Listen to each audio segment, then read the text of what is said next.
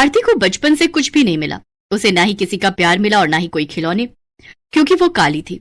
दूसरी तरफ आरती की सौतेली बहन पायल को सब कुछ मिला। वो गोरी थी और उसके माता पिता उससे बहुत प्यार करते थे। इसलिए आज जब दोनों बहनों की शादी है तब पायल को 1 लाख का लहंगा मिला और आरती को कुछ मिला ही नहीं। आरती बस बैठकर ये सोचने लगी कि मेरे पास तो कुछ भी नहीं है, शादी का लहंगा नहीं है, क्या पहनकर मंडप में जाऊंगी मैं। आरती के पास लहंगा तो दूर, एक अच्छी साड़ी तक नहीं थी। बचपन से उसके साथ यही होता आया है। आरती की माँ आरती को जन्म देते हुए ही मर गई थी। आरती काली पैदा हुई थी, ये देखकर उसके पिता ने कहा था, अरे ये तो कोयले से भी काली है, ये कैसी बेटी पैदा करी है इसने। हरिहर को आरती पसंद नहीं आई। उसे काली बेटी नहीं चाहिए थी, इसीलिए 1 हफ्ते के अंदर उसने फिर से शादी कर ली। आरती की सौतेली माँ का नाम रत्ना था और रत्ना ने 1 साल के अंदर एक गोरी बेटी को जन्म दिया। हरिहर की खुशी का ठिकाना नहीं रहा। अरे ये हुई ना बात, बेटी हो तो गोरी हो, काली तो कुतिया भी होती है। हरिहर ने उसका नाम पायल रखा और पायल को माँ बाप दोनों का प्यार मिलने लगा। आरती को मिला तो सिर्फ और सिर्फ घृणा। उसकी सौतेली माँ उससे कहती थी, तेरा मुंह देखकर मेरी भूख मर जाती है, खाने के समय मेरे सामने मत आया कर। रत्ना, हरिहर और पायल एक साथ एक परिवार की तरह इकट्ठे बैठकर खाते थे, लेकिन आरती को वहां जगह नहीं मिलती थी। उसे रसोई में बैठकर खाना पड़ता था, वो भी सूखे चावल। खाना खाते हुए आरती हर रोज रोते हुए अपनी माँ को याद करती थी। माँ, आप मुझे अपने साथ लेकर क्यों नहीं गई? माँ, मैं आपके पास आना चाहती हूँ, भगवान मुझे ऊपर बुला लीजिए, मुझे अपनी माँ के पास जाना है। एक तो सौतेली, ऊपर से काली, ऐसी लड़कियों के नसीब में सिर्फ और सिर्फ दुख, दर्द और पीड़ा ही लिखा हुआ है। ये बात आरती बहुत पहले समझ गई थी। ऐसे ही वो बड़ी होने लगी। पायल को प्यार मिलता रहा और उस वजह से वो घमंडी बन गई और वो दोनों जवान हो गए। दोनों की शादी की उम्र हो गई। घर में पायल की शादी की बात चलने लगी। बेटी, अब तेरी शादी की उम्र हो गई है ना, तुझे शादी करनी होगी, उसके बाद तेरे बच्चे होंगे। माँ, आप भी ना। हमारी बेटी शर्मा गई।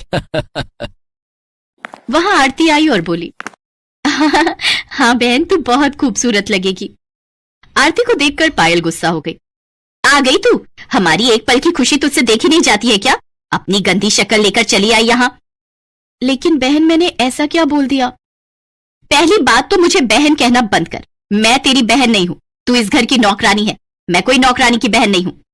जा भाग यहाँ से, जाकर खाना बना। अरे खाने से याद आया, कल पायल को देखने के लिए लड़के वाले आ रहे हैं। आरती, उनके लिए बहुत सारा खाना बनाना, समझ गई? जी पिताजी। आरती वहां से चली गई।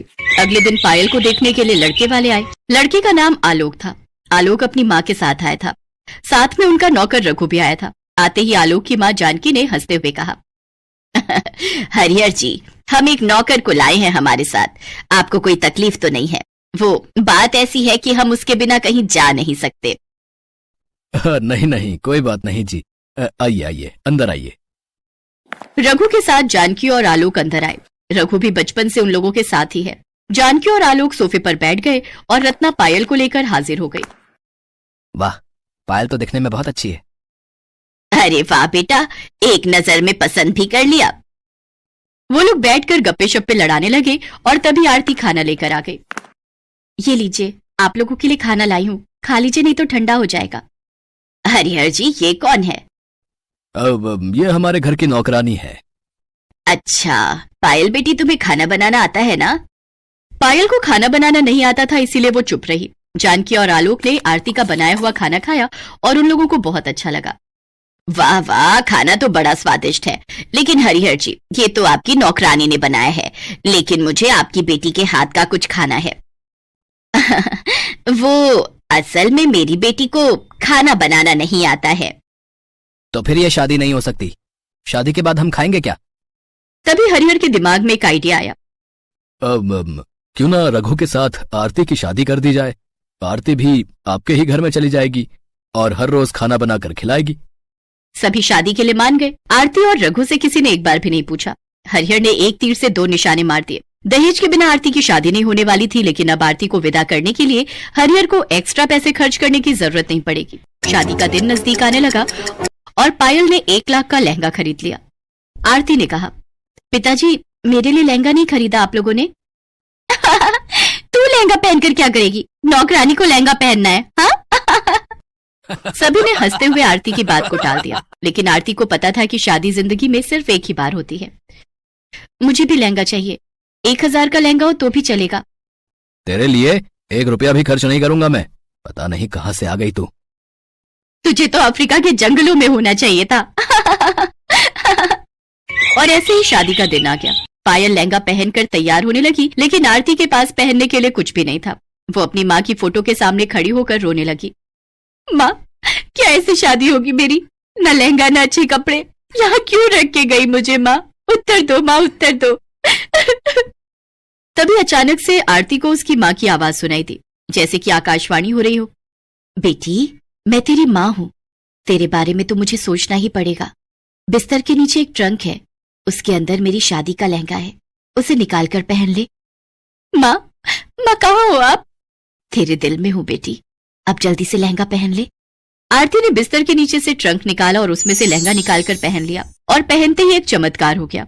आरती काली से गोरी हो गई। वो इतनी सुंदर हो गई कि खुद को आईने में देखकर उसके खुद के होश उड़ गए। क्या मैं इतनी सुंदर हूँ? लेकिन कैसे? ये माँ का प्यार है बेटी। अब जा, शादी के मंडप में जा। शादी के मंडप में आलोक खड़ा हुआ था, पास में ही रघु भी खड़ा हुआ था। पायल मंडप में पहुंची और उसके बाद आरती वहां पहुंच गई। आरती को देखकर सबके होश उड़ गए। क्या आरती गोरी कैसे हो गई? क्या ये नौकरानी इतनी सुंदर कैसे हो गई? ये तो पायल से भी सुंदर हो गई है। आरती ने रघु का हाथ पकड़ा और अचानक से रघु भी लंबा और गोरे मर्द में बदल गया। उसने कहा, मालिक, पता नहीं मुझे क्या हो गया है, लेकिन मैं आपसे आपके घर में काम नहीं कर सकता। रघु और आरती वहां से भाग गए। उन दोनों ने कहीं और जाकर मंदिर में शादी कर ली। यहाँ जानकी और आलोक को जब पता चला कि आरती हरिहर की नौकरानी नहीं बेटी है, तब उन्होंने शादी से इनकार कर दिया।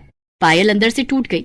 अपनी माँ के आशीर्वाद से आरती ने रघु के साथ बहुत दूर जाकर घर बसाया और वो दोनों लहंगा बनाकर बेचने लगे। इस तरह वो दोनों एक खुशहाल जिंदगी बिताने लगे और यहाँ पायल से किसी ने शादी नहीं की। वो 1 लाख का लहंगा लेकर पूरा जीवन कुंवारी ही रह गई।